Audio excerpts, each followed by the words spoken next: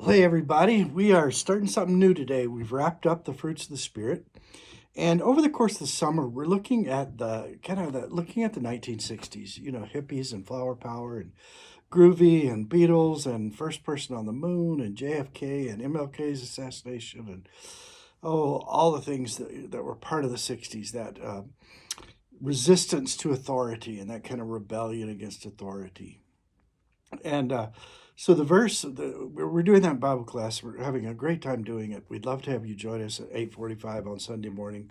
Also a Zoom option. If you'd like to know how to get in on that, just send me an email, let me know.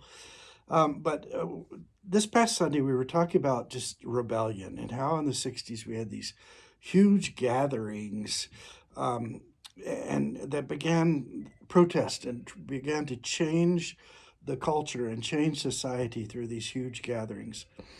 And I was thinking of that verse in Acts 5 where John and Peter have been told, they can't preach. They're not to talk about Jesus.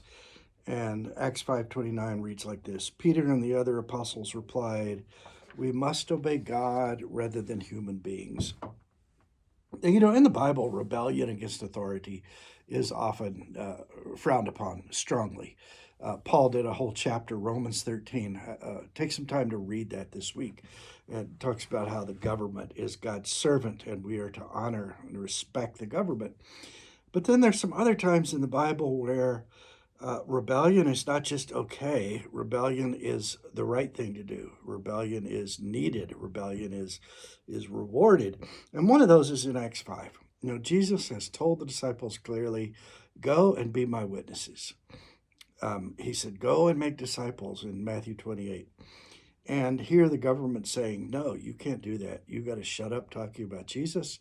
And so they rebel. They resist authority and they say, we've got to obey God rather than human beings.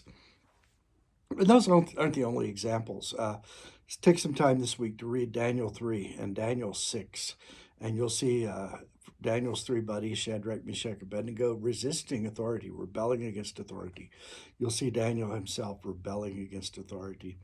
But, again, we have to be careful. We don't rebel because our opinions have been violated. We rebel because God's will is being violated. God tells us to do one thing, and when God's clear on that, and their government prevents us from doing that, then we rebel. The rest of the time, we support, we pray for, we recognize that the government is God's instrument. So do some reading this week. Read Romans 13, read Daniel 3, read Daniel 6, read Acts 5.